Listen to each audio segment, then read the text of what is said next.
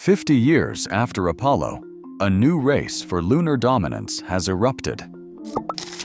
But this time, SpaceX is determined to put Starship on the moon before China's rockets ever leave Earth orbit.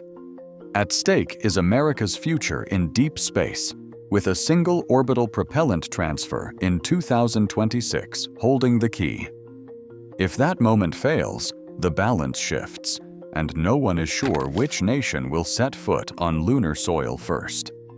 So what is SpaceX's real plan to win this high-stakes countdown? Inside Starship's lunar lander, the scale is unlike anything that has come before. The pressurized cabin stretches over 600 cubic meters, enough space for 4 astronauts to live and work for days on the moon, with room for scientific gear, emergency supplies, and private sleeping quarters. Early mock-up reviews with Artemis crew and NASA engineers produced a layout focused on operational flow, with direct access to the airlock, suit stowage within arm's reach, and a dedicated medical suite built to ISS standards. The overall design emphasizes a spacious interior that supports sustained surface operations. At the heart of lunar surface operations is the dedicated airlock. Unlike Apollo's single-chamber hatch, Starship's airlock is designed for high-frequency extravehicular activity cycles, supporting up to 13 airlock operations per sortie without significant loss of cabin atmosphere. Its pressure seals and dust trap vestibule minimize the risk of lunar regolith contaminating life support systems, a problem that plagued Apollo crews. For egress, the deployable crew elevator transforms the challenge of Starship's towering height into a safe, routine descent. The system passed repeated mock-up drills with suited astronauts and includes backup protocols for manual winching if power is lost. Life support hardware is built for redundancy, dual oxygen and nitrogen tanks, regenerative carbon dioxide scrubbers, and thermal control loops rated for continuous operation in the harsh lunar environment. Simulated full crew tests have demonstrated stable atmosphere, temperature, and humidity across multi-day cycles, matching NASA's strictest human rating criteria. Communications are handled by a new generation of high-gain antennas and optical laser links, delivering high-bandwidth, low-latency communications that provide both direct Earth contact and lunar relay redundancy. These upgrades enable real-time voice, video, and telemetry, which are crucial for mission support and rapid troubleshooting during critical surface operations. Every system in the habitat is engineered to extend mission duration and support rapid, repeated sorties. This integrated approach, with a spacious cabin, a robust airlock, a reliable elevator, and advanced communications, forms the backbone of Starship's lunar capability and sets the stage for the propellant and engine challenges that follow. Raptor engines define the muscle behind every Starship lunar mission. By 2025, the upgraded Raptor PHEV-3 engines had logged hundreds of ground and flight cycles, delivering both raw power and unprecedented throttle control. Engineers at SpaceX pushed each engine through deep throttle burns and rapid restarts, targeting the delicate balance needed for lunar descent, where too much thrust risks a hard landing and too little leaves the ship stranded above the surface. Test data from recent flight campaigns showed Raptor clusters sustaining up to 60 minutes of continuous operation, with engine-out scenarios modeled and rehearsed across dozens of simulations. Thermal protection is the other half of the equation. Starship's version 3 heat shield tiles, each one hexagonal and interlocking, faced their toughest trial yet during the 2025 global orbit flight. This test sent Starship beyond low Earth orbit, then brought it screaming back at lunar return velocities. Telemetry showed the thermal protection system withstood peak heating loads without breach, even after a rapid pitch anomaly forced the ship to rely on guidance overrides. Operators reported only minor charring, no loss of tile integrity, and no damage to the underlying structure. The full Artemis mission profile relies on these advances. After orbital staging and refueling, Starship fires its Raptors for translunar injection, coasts to lunar orbit, then executes a precision-powered descent. On the Moon, engine throttling and guidance systems work in tandem to set Starship down gently. When it is time to leave, those same engines ignite for ascent, pushing the crew back to lunar orbit and the waiting return vehicle. Every phase depends on the proven performance of both the propulsion and thermal systems, each test, each data point, bringing the goal of a crewed lunar landing closer within reach. Starship's path to the Moon depends on a launch tempo that once seemed impossible. By the end of 2025, SpaceX had achieved 17 successful Starship flights, with launches occurring nearly every other week from Starbase and Kennedy Space Center. Each flight fed data back into the system, tightening the feedback loop between design and reality. This relentless cadence is not just about speed, it is the foundation for building and fueling the lunar Starship on orbit. Early Artemis plans called for a complex ballet of up to 16 tanker rendezvous to fill a single lunar lander. But as test flights stacked up, engineers refined the architecture, driving the number of required tanker launches down to as few as 8. Fewer tankers mean fewer chances for something to go wrong, and less time waiting in orbit for the next piece to arrive. Operations planners track every variable: vehicle turnaround, pad availability, weather windows, and regulatory approvals.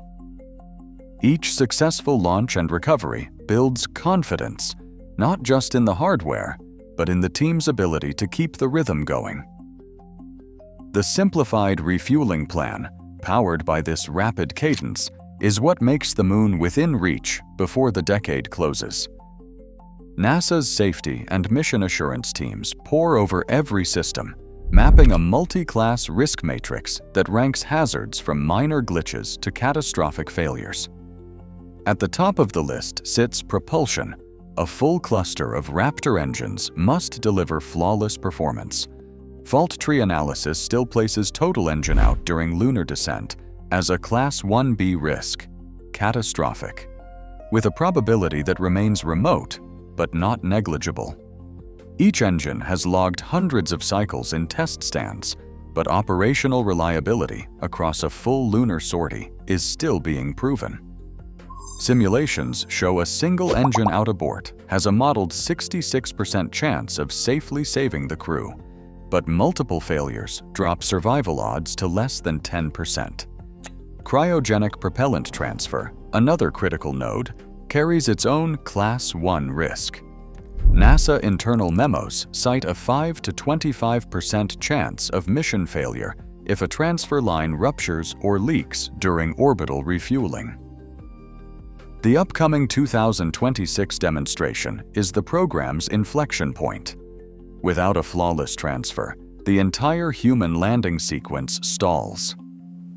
Abort scenarios are mapped for every phase: refueling, translunar coast, lunar descent, surface stay, ascent, and rendezvous. Some abort maneuvers, like immediate ascent from the surface, are enabled by Starship's design. Others, especially during powered descent, hinge on real-time redundancy and split-second guidance. NASA's human rating certification remains conditional, with open items in system integration, extended abort validation, and deep space fault response. Every unresolved risk is tracked, debated, and weighed against the clock, as both schedule and crew safety hang in the balance. June 2026 stands as the program's line in the sand. 2 Starships, one filled with supercooled methane and oxygen, and the other nearly empty, will attempt the first full-scale ship to ship cryogenic propellant transfer in orbit. This is no routine test. the mission demands that over 100 metric tons of cryogenic propellant flow between vehicles, with minimal boil-off and zero leaks, all while both ships remain docked and stable in microgravity. Sensors track every variable: pressure, temperature, flow rate, while NASA technical monitors observe in real time, ready to halt the operation at the first sign of trouble. For NASA, this demonstration is non-negotiable. The agency has formally delayed the Starship Human Landing System critical design review until after a fully successful, independently validated transfer. The protocol is strict. SpaceX must deliver comprehensive data, and NASA's review board will not convene until every requirement is met. Internal memos and congressional testimony spell out the stakes. Without a flawless cryogenic transfer, Artemis 3 cannot proceed, and the entire lunar timeline slips further into uncertainty. As the countdown to June 2026 advances, both teams know what is at risk. The outcome of this single test will decide whether the United States keeps its lunar lead or whether the door opens for China to land first. The program's ticking clock is now set by the success or failure of a single high-wire engineering feat. China's lunar program has advanced from concept to hardware in just a few years. The Long March 10, that rocket stands nearly 92 meters tall, and it is engineered to send over 27 metric tons toward the moon in a single launch. Engine test stand firings of its YF-100K engines have surpassed 200 second cycles, and system-level integration is underway for an uncrewed flight as early as 2027. The Mengzhou crew capsule weighs 8.8 tons. It is designed for deep space missions, supporting up to 3 astronauts with regenerative life support and autonomous docking. All ground and suborbital flight tests for lunar profiles are complete, and full system qualification was announced for 2025. The Lanyu lander, equipped with dual YF-75D engines and a pressurized cabin, will deliver 2 astronauts to the lunar surface for up to 48 hours. Crew elevator and suit port systems have passed thermal vacuum and dust simulation trials, positioning China for a crewed lunar landing by 2029 or 2030. Pressure builds not just in the engineering labs, but across the halls of government and the global stage. In Washington, officials warn that every month lost to technical setbacks is a month closer to seeing another nation claim the next lunar first. Congressional testimony echoes with phrases like a symbolic victory, but also a leverage point for moon-based infrastructure. Yet this contest is larger than any one flag or program. For the first time in half a century, the world is watching 2 visions for the moon unfold. One driven by private momentum and public urgency, the other by national resolve and long-term infrastructure. The question is not simply who will land first, but who will define the rules, the rhythms, and the meaning of a permanent human presence beyond Earth. The stakes are woven into every schedule, every launch, every risk taken in pursuit of a new chapter for all of humanity. Right now, a single cryogenic propellant transfer stands between Earth and a new era on the Moon. Whoever masters this breakthrough will define humanity's next step beyond our planet. The new space race isn't just about arrival. It's about shaping who leads as we build our future among the stars.